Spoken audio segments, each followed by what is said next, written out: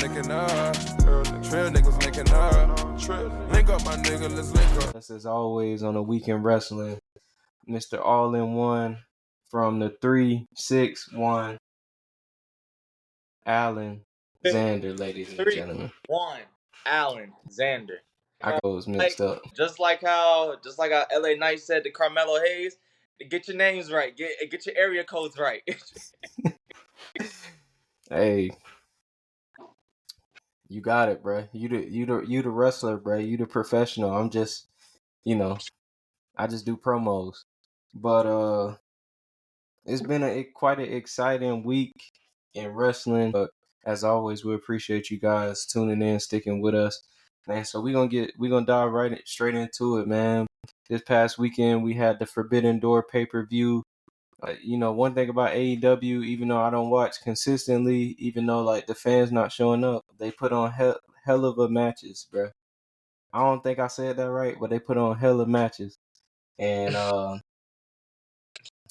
shout out to that boy Pac for winning the Owen Hart tournament. We got a new TNT champion, Jack Perry. Mercedes Moné is now a double champion, TBS champion, and women's strong champion, if I'm not mistaken. And how about that main event, bro? Like, two of the best, putting on one of the best matches of the year. Swerve Strickland, Will Ospreay. Swerve retains, man. Don Callis' family tried to get involved. Will Ospreay just didn't want to take the help, man, and that's when things really turned around in just a high octane, fast paced match, and Swerve ended up retaining that AEW World Championship. What were your thoughts on AEW Forbidden Door overall? I think it was a pretty good show. Honestly, I don't know if you've seen, I guess some type of report had came out or whatever about Will Ospreay saying pretty much like he wanted to, he wanted people to take Swerve Strickland a little bit more seriously, which is why he didn't, win that match. You know what I mean? Because and that's another thing too, I'm pretty sure a lot of people was looking at Swerve as like a transitional champion, like a transition champion. You know what I mean? So for him to beat Will Ospreay, that just shot his stock up like high. You know what I mean? Definitely. And I another thing Will Ospreay said in that interview, he was like, not just Swerve, but AEW as a whole. He said it pisses him off, seeing that, they're not bringing in, a full house of fans every night. And it makes him, want to be better. It makes him, want the company to be better. So that's something that he takes seriously.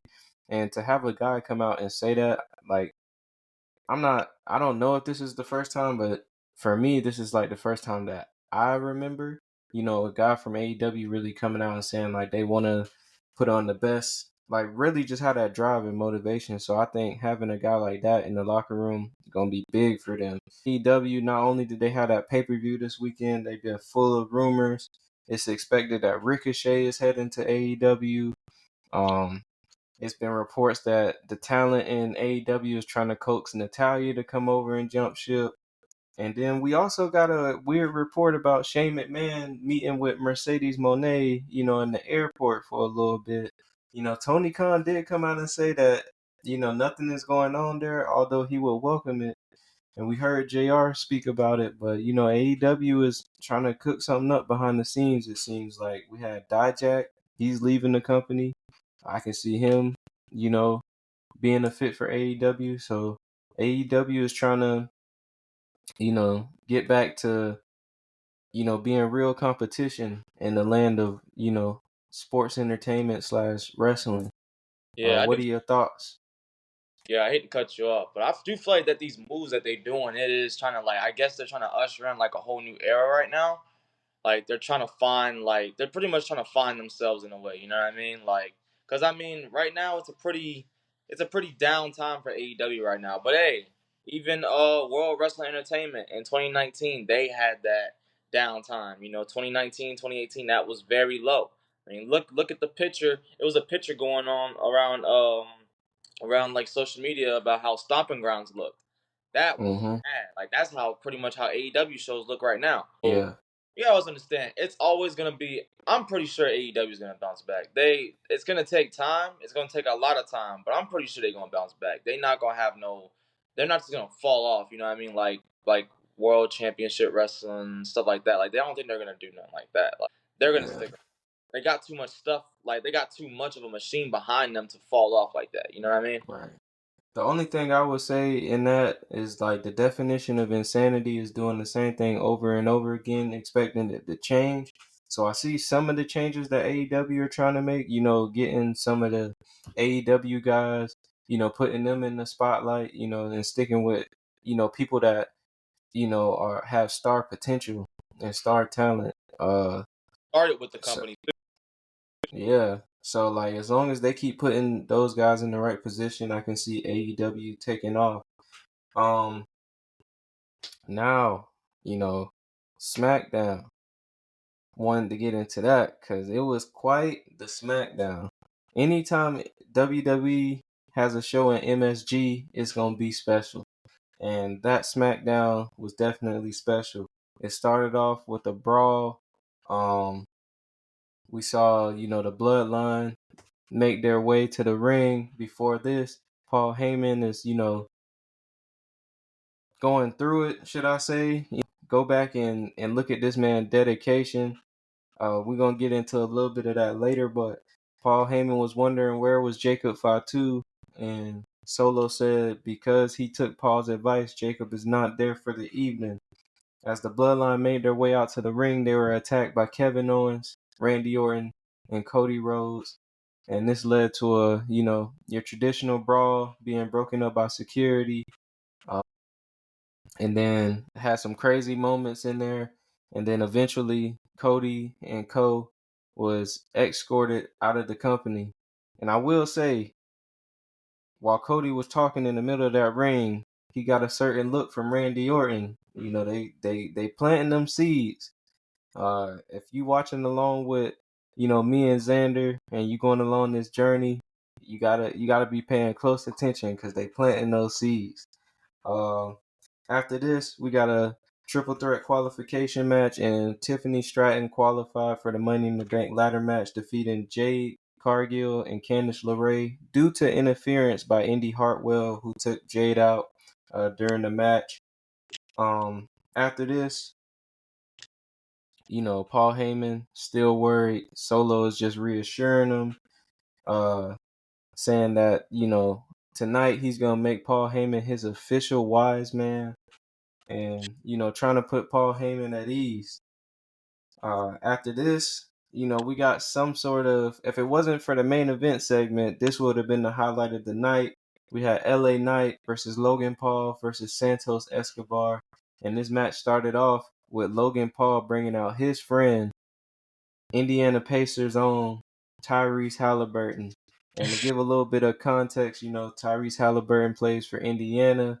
They bounced New York out in the second round of the playoffs this year, so he's not a popular man in New York right now, which is where this event took place. It was a good triple threat match. Halliburton tried to get involved. Logan Paul wanted him to knock out LA Knight with the brass knucks, but who jumped over that rail? Who was in attendance? New York Knicks starting guard Jalen Brunson. And we got a showdown, to remember. Jalen Brunson stops Halliburton from interfering. LA Knight picks up the victory and qualifies for the men Money in the Bank ladder match. And then the two sides had a stare down. It was Logan Paul and Tyrese Halliburton versus Jalen Brunson and LA Knight having a stare down. Is this something that you expected to see in WWE in 2024? Look, the route that they're going, anything can happen in WWE. Like, at this point, like, I wouldn't be surprised if we get LA Knight and Jalen Brunson versus Logan Paul and Tyrese Halliburton at SummerSlam. Like, it's just, That'll be crazy. you just never know. Or they might play like a special enforcer role or a special guest referee role or even just simply just managing, you know what I mean? Just in that match. But I could definitely see them playing a role, down the line. But like, shoot, it's like what we were saying, planting them seeds. You never know. That might be a seed that they just planted right there. Could save it for WrestleMania. Who knows? that rivalry all the way up to WrestleMania? Think it can last that long? Well, either that or WWE just signed a contract with like the Indiana Entertainment Company. They're gonna have all 3 major shows coming to Indiana. Right. So this is WWE. Like ever since they signed with TKO, the marketing has been genius. Yeah. It's been genius. Huh? I was saying the marketing crew, they need a raise. Oh yeah, most definitely, most definitely. But after this, we had another Money in the Bank qualification match. Naomi defeated Indy Hartwell and Blair Davenport. Due to Jade Cargill getting her revenge against Indy, Naomi was able to qualify for the women's Money in the Bank ladder match. So she's in there. Who knows? The way things are going, maybe she's gonna be Money in the Glow or something like that. I don't know. Then Then it was announced DIY is getting their title shot this upcoming Friday on SmackDown against the tag champs Austin Theory and Grayson Waller. Austin Theory then confronted DIY, says, he doesn't like how they trying to stir the pot, and then Grayson Waller attacked DIY from behind, and those two kind of got into it. And yeah, that was pretty much SmackDown. And then it was time for the Bloodline acknowledgement ceremony. Ladies and gentlemen, this acknowledgement ceremony has over 60 million views across all social media platforms for WWE. So if you haven't watched it, I suggest you go back and watch it. It was definitely something. But to get into it, Solo came out with the Bloodline, the Tongans, and Paul Heyman. And who makes their way out to the ring? Jacob Fatu, the same man that Solo told Paul Heyman was not going to be there. He was there, and Solo continuing his journey to being acknowledged as the new head of the table, the new tribal chief. He asked the MFT, Tama Tonga, to acknowledge him, in which he did. He asked the infamous Tonga Loa to acknowledge him, in which he did. He asked his enforcer, Jacob Fatu, to acknowledge him, in which he did. Then it was Paul Heyman's turn. He brung out the lei. He gave it to Paul Heyman. He said, put it around his neck and acknowledge him. And Paul Heyman paused, tears in his eyes, said that he acknowledges that Solo is not his tribal chief. And what a mistake that was. Not soon after, he's hit with the Samoan spike. He's beat up by the entire bloodline. Jacob Fatu doing Jacob Fatu things, going berserk. Gave him a splash in the middle of the ring. They clear off the announce table, give him the triple power bomb. Man, this was it's so crazy because a lot of people, in the IWC have been saying like, oh, the bloodline storyline getting stale. Solo's not that convincing as a leader. Well, all that is, put to rest now. Solo came out. He was booed out the arena. The MSG crowd chanting "F you, Solo," like, he's got that heat.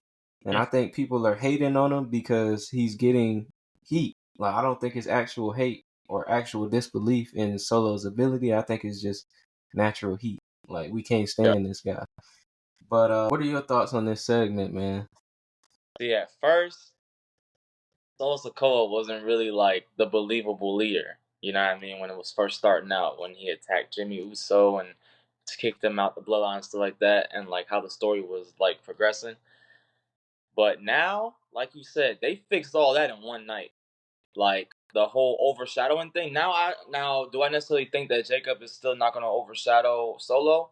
I mean, to some extent, I mean, yeah, but I mean, you gotta also understand now with that segment, they're kind of neck and neck now, in my opinion. I just say like that was just crazy. Like it really did bring out that whole like with everybody saying Solo isn't the leader, nothing like that. I think that kind of got put to rest in that whole like that just one segment. But shout out to Paul Heyman though, man. That dude literally carried this whole storyline from up to WrestleMania to now Mm-hmm. carried that whole thing. You gotta admit, and the fact that I heard that he didn't sleep He didn't sleep or he or didn't shave. just to make that ish more believable. Like that right there, man. That right there screams dedication. The fact that Right. he knocked off possibly a couple of years off his life from doing that. Just to do that, man. I'm telling you, that's dedication right there. That's Yeah, dedication. I think Paul's like what, 58? Yes, and now with everybody saying, with Solo saying Roman's not coming back, and him doing this, yeah, you really, yeah, you starting to pee off Roman Reigns now, for real, for real. So he gonna Yeah. come back with a vengeance, boy. It's not gonna be pretty, bro. And Nah, I'm looking it's at the Jacob Fatu versus Roman Reigns match, because this is something that's been talked about by Jacob Fatu in interviews and stuff like that. He's been looking forward to getting into the ring with him and stuff like that. But I'm looking forward to seeing where they go with this whole situation. it's Because gonna you be already so know. crazy. Oh yeah, go ahead. No, you can go ahead. I was just saying it's gonna be so crazy. Yeah, because now the story for Roman Reigns has shifted. First, he wanted to come back to his championship. But now I don't think he wants his championship. I think now he wants to fight for his tribal chief status to let everybody know, okay, like, pun intended, I'm the big dog. You know what I mean? Around here, I'm the head of the table. You know, so I think that the way this story's going, it's gonna feed families, bro. Yeah, definitely. If their family is already fed, man, as we can see, it's just so many. Like the thing I'm starting to like about this story, I don't know how it's gonna play out.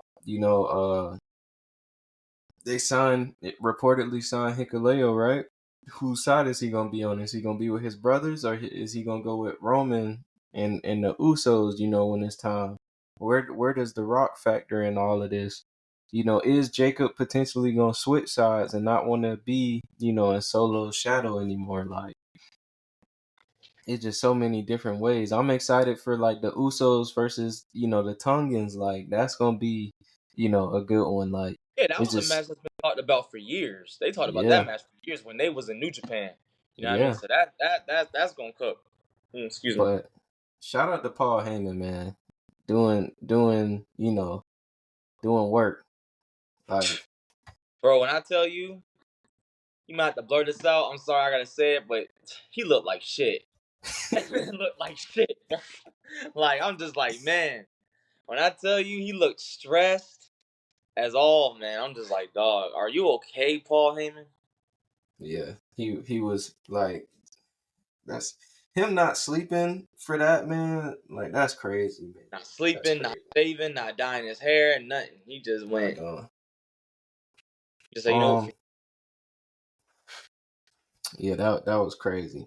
But we gonna move on to Monday Night Raw, which started off with a former member of the Bloodline, Jay Uso, talking about his Money in the Bank intentions.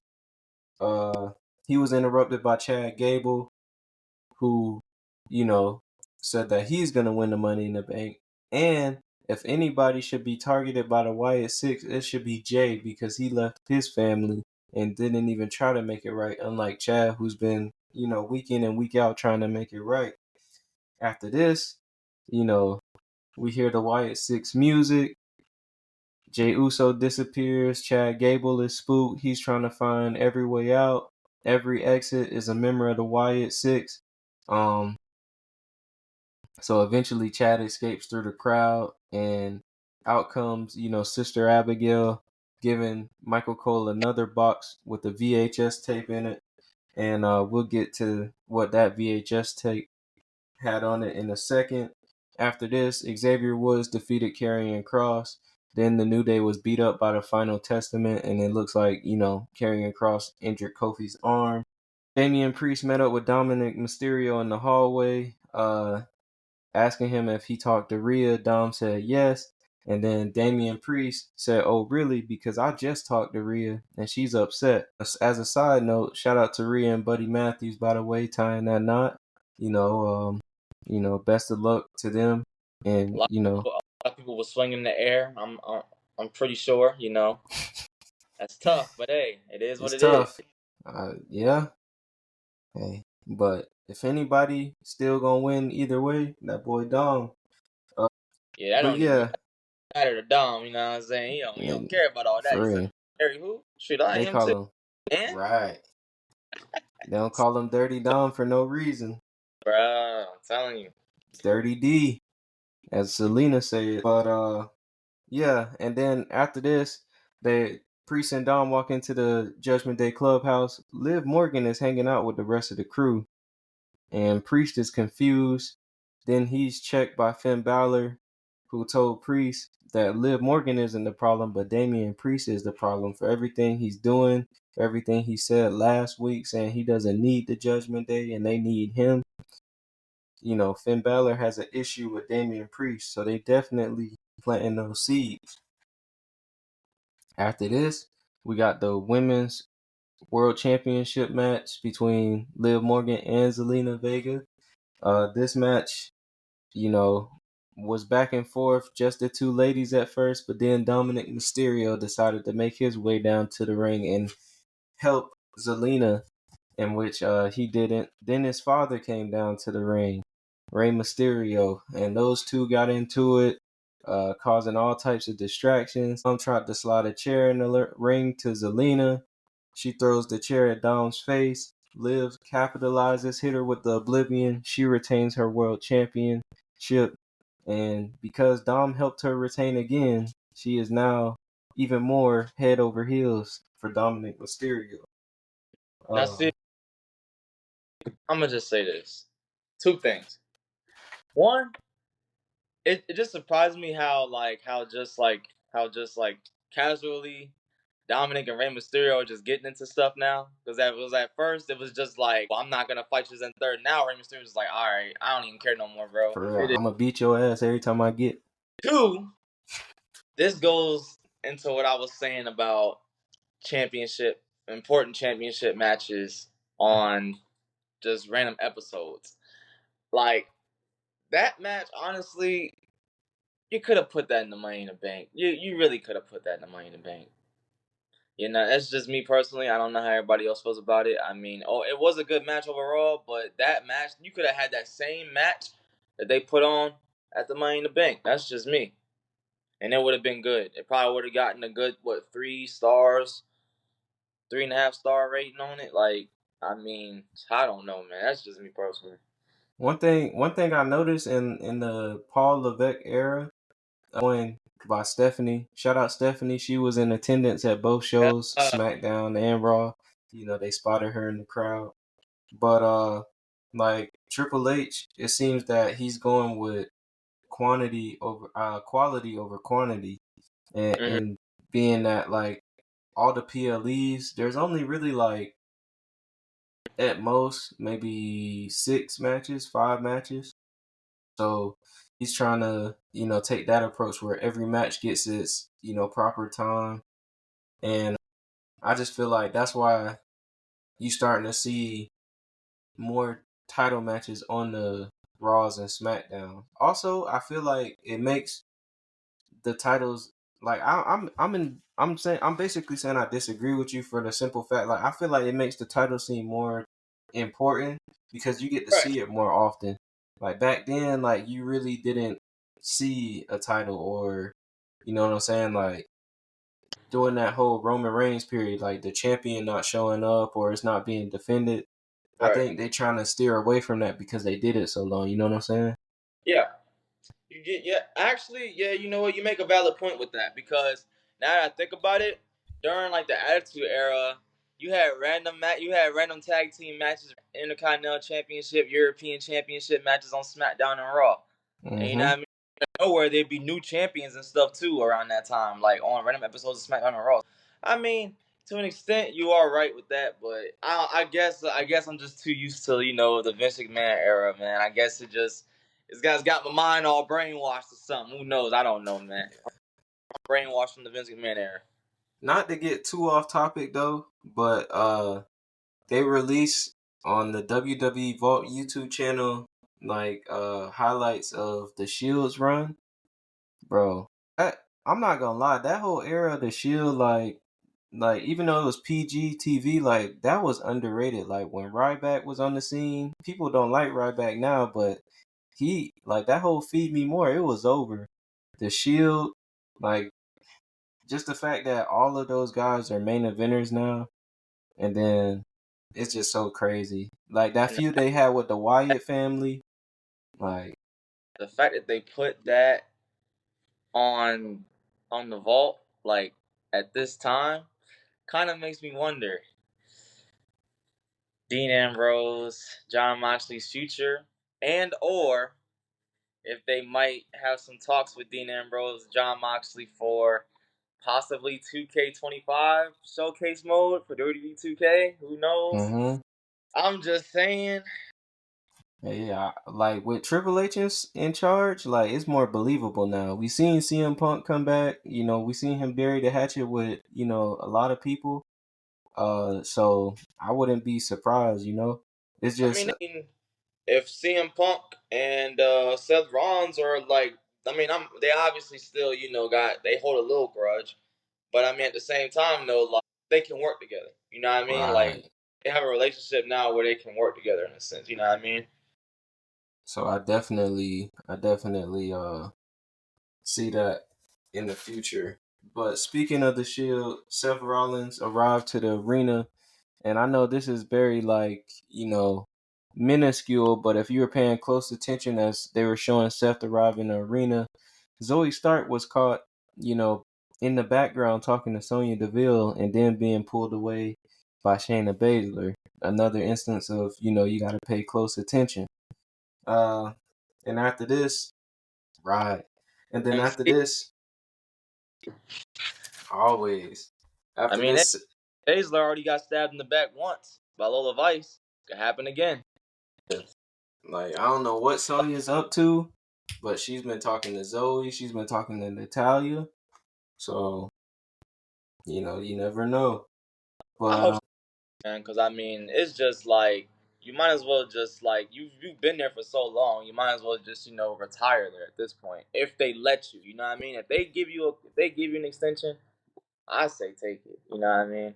But hey, yeah, some people might want the money. You know what I mean? At the same time, so hey, can't fault it for that.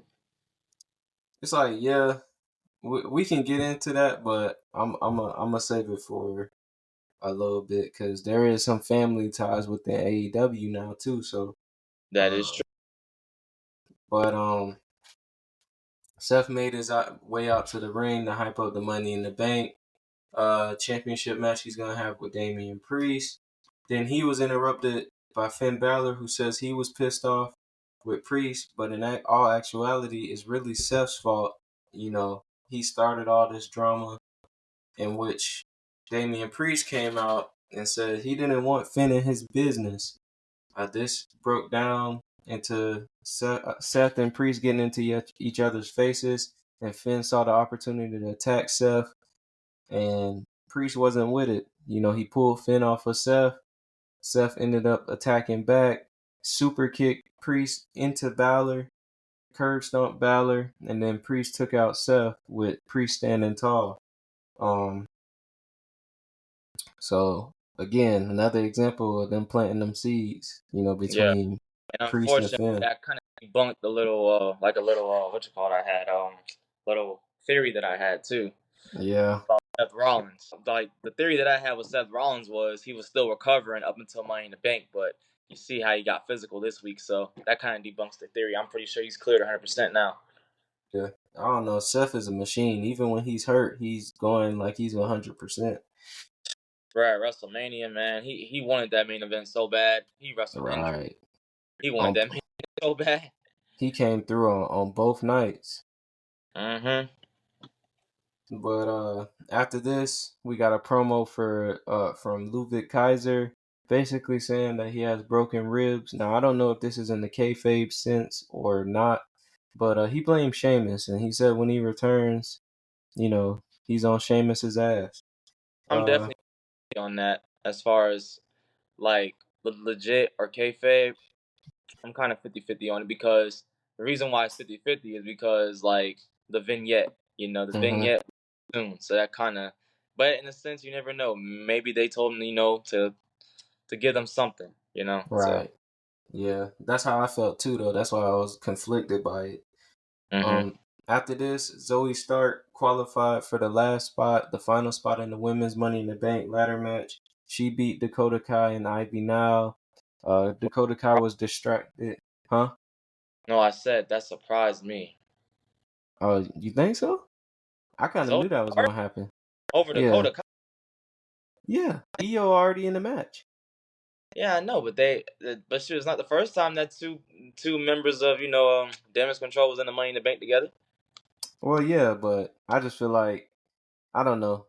I just feel like Zoe Stark, she's one of those people where, like you said last week, like a person that you could really see winning the Money in the Bank briefcase. I think Zoe Stark is more that than Dakota Kai, at least at this point right now in their careers. Yeah. Personally, that's my opinion. But yeah, she beat them. Dakota was distracted by the tag team champions who end up attacking Kairi Sane on the ramp. But yeah, Zoe Stark is now in that ladder match. After this, we finally got to see what that VHS tape was all about. And in this VHS tape, we saw Bo Dallas again sitting with Uncle Howdy in the Firefly Funhouse. But this time, we got to find out what Bo Dallas's purpose was. He basically said his purpose, you know, is for those who turn on their family or who aren't in support of the family or take their family for granted. He is the day of reckoning. And he's coming for all those people, those hypocrites, you know, and all those people. So this was very interesting to me because during the promo, it sounded like, to me, it kind of like, even though he's targeting Chad Gable, it kind of gave me off the impression that he was kind of talking about Jey Uso a little bit. But I found that interesting. So, and he also feels like him and the fellow Wyatt Six members were forgotten, and now they'll be forgotten no more. Somebody used to say, "Oh, the Forgotten Sons." They used to say that, but yeah, that was Bo Dallas's message, and then we saw Chad Gable with Otis trying to beg and plead him to forgive him, and Otis had no words for him this week around. Oh, what are your thoughts on all this Wyatt Six, development and Chad Gable being their target? I'm invested in all these little segments and people saying stuff online about those little hints and theories and stuff like that. I'm invested. That's just as far as I could put it. But I ain't gonna lie. Remember how I was talking about Money in the Bank, and we're gonna get to that too about in regards to Jey Uso. Mm-hmm. I got that feeling, man. I got that feeling. It's just they not gonna pull the trigger, and that's gonna be the reason why they don't pull the trigger. I just know something in the back of my mind is telling me it just ain't gonna happen, man. Unless you know what I mean. Look, if it happens, I'll be happy. You know what I mean. But I already know that it's just gonna be. I'll be happy and shocked because I'll just be like, okay, they really didn't. I was wrong. And then in this Yeah. case, I want to be wrong. I don't want to be right in this case because I'll just be like, man, it's bad. It's bad. Nah, I definitely hear you. After this, we got father versus son. We got Rey Mysterio versus Dominic Mysterio, and this match was very eventful. Like you said in the past, Rey was very hesitant, to beat Dominic like he should have a long time ago in the Eddie era, but this time Rey didn't hesitate, and it was mano y mano. Then we Ray saw fit. Liv. Right. Then we saw Liv Morgan come down, make her presence known. And this is where the match kind of took a turn. Uh, Dom was hit off the ropes, fell onto Liv Morgan, kind of like she did to him a couple weeks ago. Dom was straddling Liv, and which Liv loved. And then Zelina made her presence involved. Liv and Zelina start going at it. Zelina knocked Liv into the ropes, which Dominic Mysterio's on the top rope, and he fell onto his manly parts and got hit with that 619. And Rey Mysterio picked up the victory again. So Rey Mysterio is now 3-0 against Dom. 2-0. Yeah. Like, telling you, and I seen this meme, bruh. I seen this meme about like it said Rey Mysterio when it comes to putting over his son, and it was Hulk Hogan. Hey, that remind me of another meme. They say Rey Mysterio whooping Dom at Mania. That's gonna be like how LeBron do Bronny if he miss a game-winning shot in the NBA Finals. Nah. But speaking of Braun, Sami Zayn came out to the ring to address his upcoming title match at Money in the Bank with Braun Breaker. Which of course Braun Breaker interrupted, and the whole theme of Sammy's message is he's not gonna allow Braun Breaker to run right through him like he's doing to everybody else, which was very metaphoric, because what did Braun Breaker do? He ran right through Sami Zayn, speared him out of his shoes. Then he was gearing up to run around the ring, hit him with the spear again. Sammy evaded. Braun hit the stairs. They brawl back and forth. And then Braun catches him slipping again and hits him with another spear, raising that Intercontinental Championship. And I don't know about you, but I'm hyped for the potential of a Braun Breaker Intercontinental Championship reign. I wouldn't be surprised if they pulled the trigger. I would not be shocked at that. I wouldn't be mad either, because that dude's been going crazy. Most definitely. Whole tire. Like, as soon as he got put onto the main roster, it was a slow little start, but once he went to Raw, it's bad. It was bad, bro. Literally spearing everybody, and with them Cora Jade inspired spears, going crazy on everybody on that roster, boy. After this, we saw Damage Control in the back doing an interview. They were approached by Lyra, then attacked by Lyra, Katana Chance, and Kaden Carter. So that's gearing up for a 6-woman tag match next week on Raw. Then we got our main event. Any match with the names Drew McIntyre, Sheamus, and Ilya Dragunov is a banger. Now imagine all three of them going against each other. Man, this was a main event. I can't wait till down the line we get this match plus Gunther. They gotta make that a fatal 4-way match for the World Heavyweight Championship when Gunther wins. But yeah, Drew qualified for the final spot in the men's Money in the Bank ladder match by pinning Sheamus. And that was Monday Night Raw. With Money in the Bank ahead this weekend in Toronto, we ain't been the best at predictions, but we gonna make them anyway.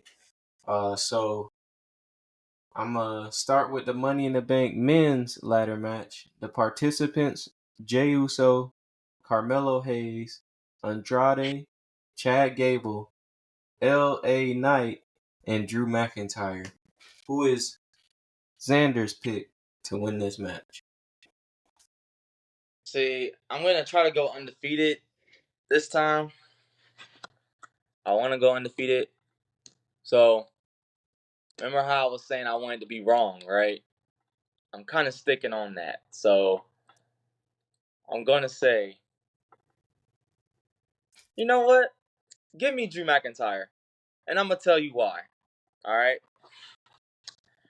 I can see CM Punk letting Drew McIntyre win that briefcase just to squander him again when he cashes in. I can see that happening, bro. And that right there Man. would make him even more pissed. Like, that right there would just set him over the rails, bro. Like, that right there. Like, bro, you would have to put them in the match at SummerSlam. That is no choice. Like, but disclaimer, I am not a booker. You know what I mean? I am not a booker. This is just what I would like to see. But yes, give me Drew McIntyre. I'll take Drew McIntyre. Drew McIntyre, that's very interesting. Before I answer this question, I saw a poll and it said, who's more likely to get screwed out of the Money in the Bank briefcase? Jey Uso by the Bloodline, Chad Gable by the Wyatt Six, Drew McIntyre by CM Punk, or LA Knight by Logan Paul? So then that made me think, like, there's only two people in that match who might not get messed with: Carmelo Hayes and Andrade. And so my pick is gonna be him, Carmelo Hayes. I just think, yeah, man. Like Booker T say, yeah, man. I'm Oh yeah, a, man. but I'm gonna go with Carmelo Hayes. I think this is a guy that I think Triple H is high on. I could see him reaping the benefits of, Cody Rhodes being injured and, kind of, just being that next guy up. And I don't know. Like, the briefcase fits him. If not Jay, I think Carmelo Hayes for sure. Okay, so before we go on to the next match, can we do half picks too, or we gotta just pick one person? You could do half, bro. You could do half. All right, because look, as far as the records, bro, I could do, we could do a half a point.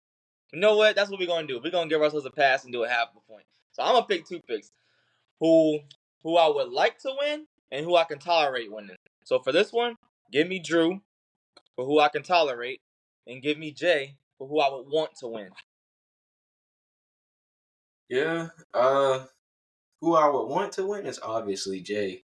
But who I think, I don't know. It just seemed like Carmelo Hayes, man. He pinned Randy Orton. He's him. So that's where I'm at with that. But women's Money in the Bank ladder match, huh? I'm saying, like, that really would be a shocker, though. That's why I think. See, last year I was dead set on LA Knight winning, and who won? Damian Priest. Damian Priest. Mm-hmm. So I just feel ain't like nobody get that right. Exactly.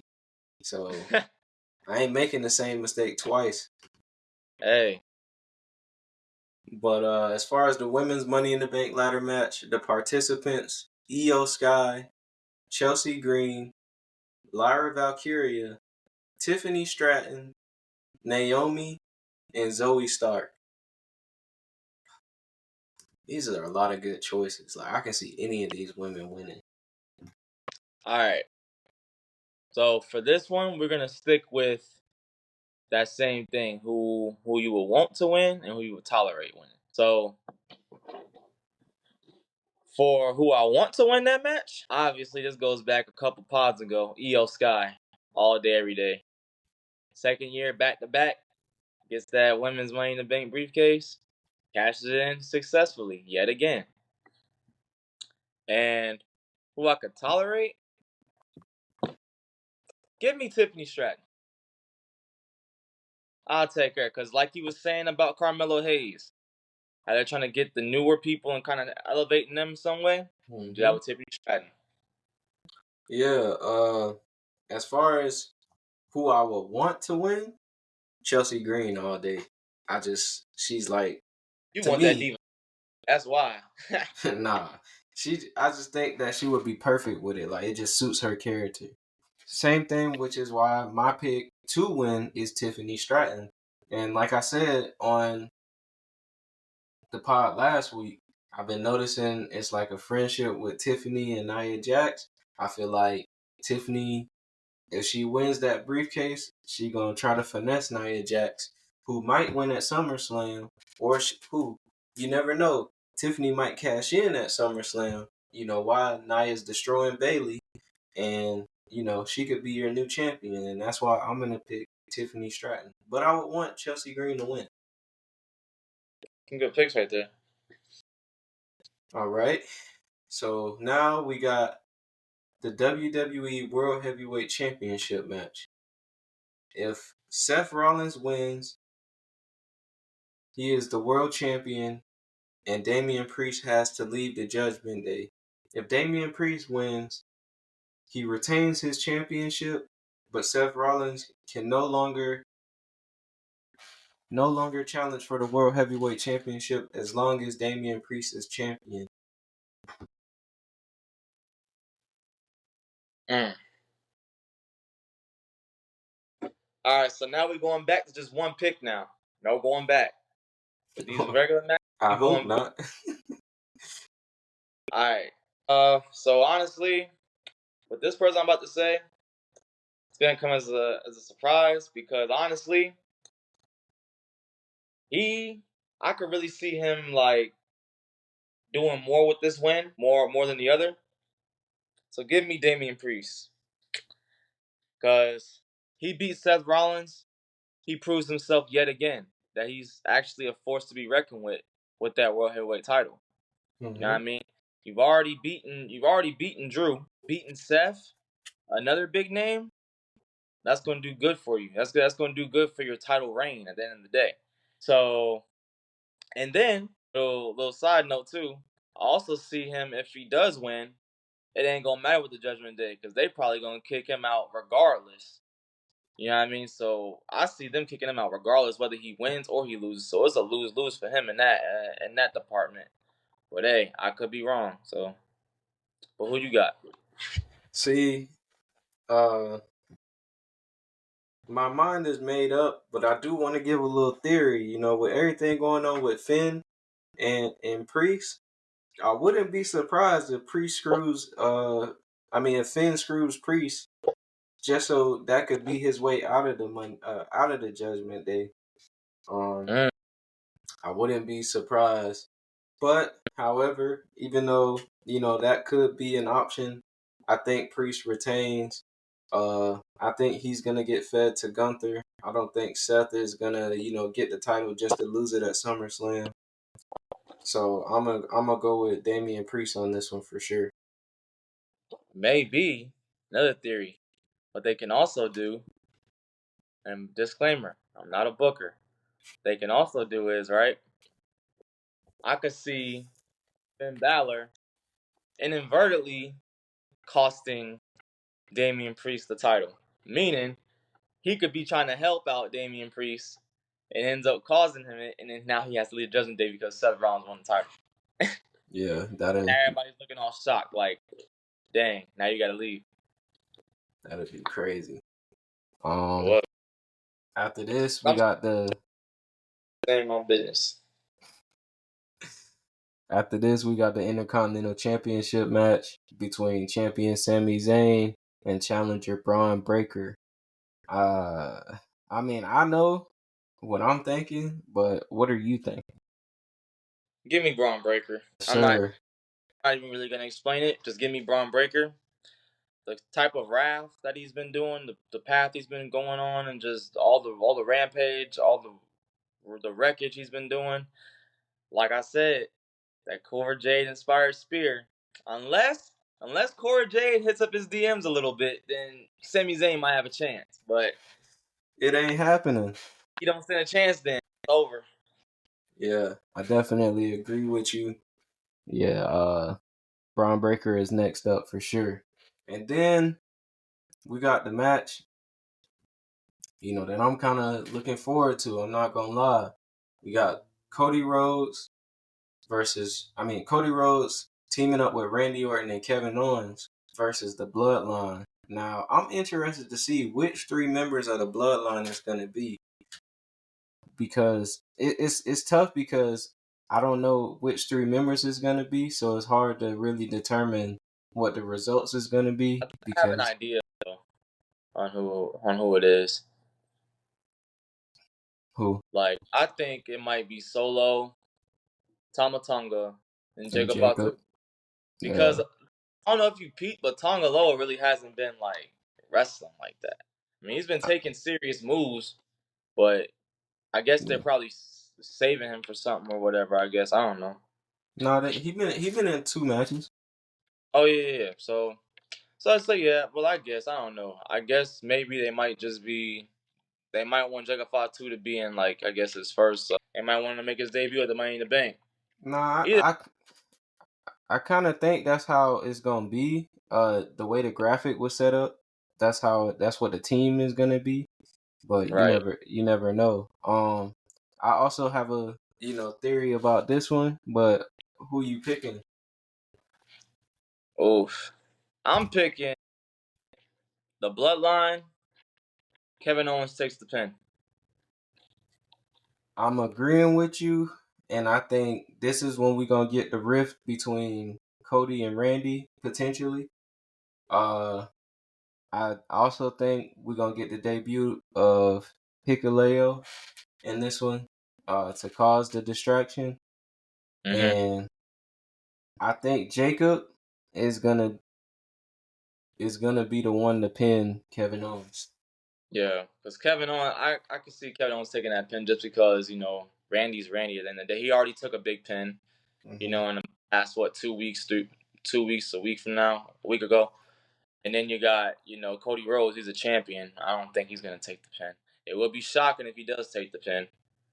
It's like, I don't know. I could be wrong about the Cody and Randy thing. It could be Solo versus Cody at SummerSlam, and then that's when we get the return of Roman Reigns or Jimmy Uso or something like that.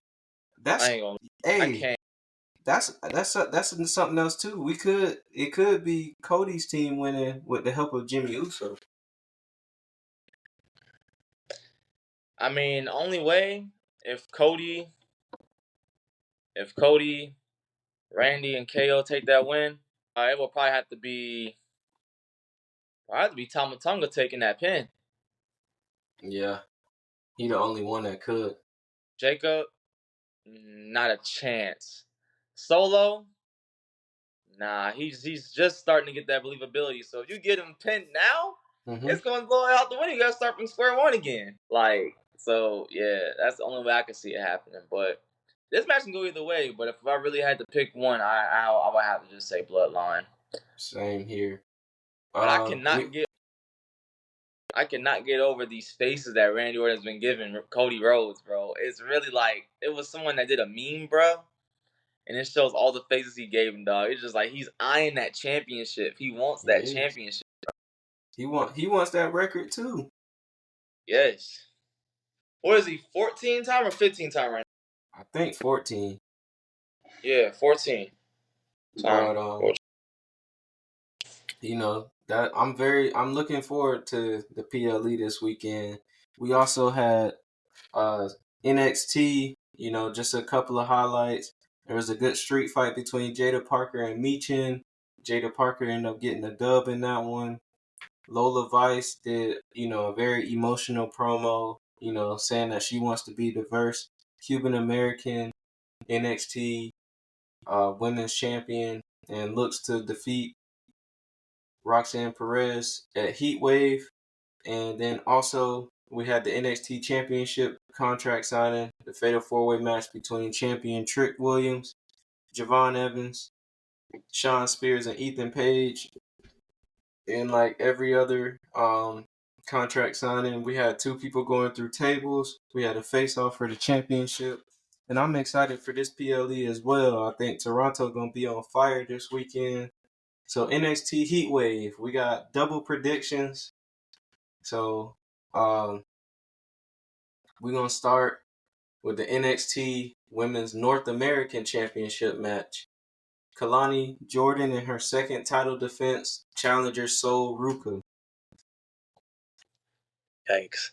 One thing that I did, one thing that honestly that you just can't do, bro, and not even being biased, just because with the whole North American Championship, you just can't in this reign right now that she's in, you really can't bet against Lani, bro. It's just so. I guess I'm gonna give it to Kalani Jordan, man. But Sol Ruka, hell of a competitor. I will say that, hell of a competitor. Yeah, I would love for her to win too, but hey, only one can win. Only one person can get the 1, 2, 3 at the end of the day. Give me Kalani Jordan. I'm gonna go with Kalani Jordan too, but I wonder if we're gonna get a Sol Ruka heel turn. Which would be crazy, but be crazy.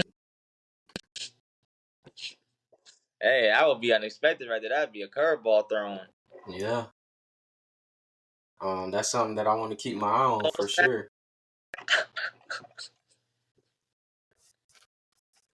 Man, that'd be Pop crazy. two. Oh my god, bro. Hey, next up we got the NXT Men's North American Championship.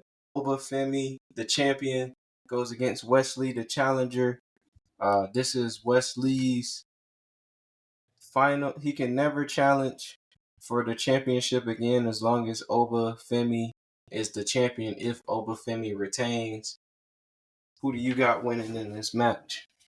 Give me Wesley, man. I said that with no hesitation. Give me Wesley. It's his last. I mean, look, it's his last one. If he loses, that's it. No more chances. And he's made it known how important this title is to him. You know what I mean? This is one of his first championships that he had when this whole group, went down. And everybody thought that he was gonna get lost in the pack. So this Mm-hmm. title means a lot to Wesley. So I see Wesley getting that title back from Obafemi now. I don't know how he's gonna do it, but it's gonna get done. So give me Wesley. I'm gonna go with Wesley as well. But on the flip side, I could see Oba. I'm not picking him, but I could see him winning, and then Wesley getting called up. Fulfill that Ricochet role. That's just food for thought right there. But Champion. yeah. But one thing I'm curious to see. I know they've been trying to shut it down, but there's been rumblings about potential another NXT TNA crossover. Moose Obafemi, that's that'll be nice. I I know don't they know, but look, I called that a while ago. Not the whole Obafemi thing. Moose and a crossover. I called that. And yeah, I knew it was gonna happen. It was a matter of when, and now it's most likely gonna happen now. Because now it's yeah. getting the officials of both TNA and NXT. So yeah, I'm definitely looking forward to that. But yeah, I'm gonna go with Wesley on that one. Next up, we got the NXT Tag Team Championships. The supersonic duo of Axiom and Nathan Frazier versus Chase Hughes, Andre Chase, and Duke Hudson. Who is your picks for this match? uh, I'd say. I mean, if you want something that's just like brand new, I can see this. I can see this pick going. This is just one of my picks, just my anything go picks. So I really don't really, I'm not really concerned about the outcome. I'm gonna Mm-hmm. just throw it out there. Give me Chase Chase U. Hughes. Yeah. Give me Chase U. You know what? Just let's just get something different out there. You know what I mean? Because I mean, and I can see Rich Holland playing a factor in this whole situation. Maybe cheating Same. for him. He could probably cheat for him. Never know. Yeah, I'm agreeing with you for the same reasons. That's why I was gonna pick him because I don't know what outside interference is gonna happen. So I definitely I'm gonna take Chase U on this one. The next match, NXT Women's Championship match. Lola Vice, the challenger, going against the champion Roxanne Perez.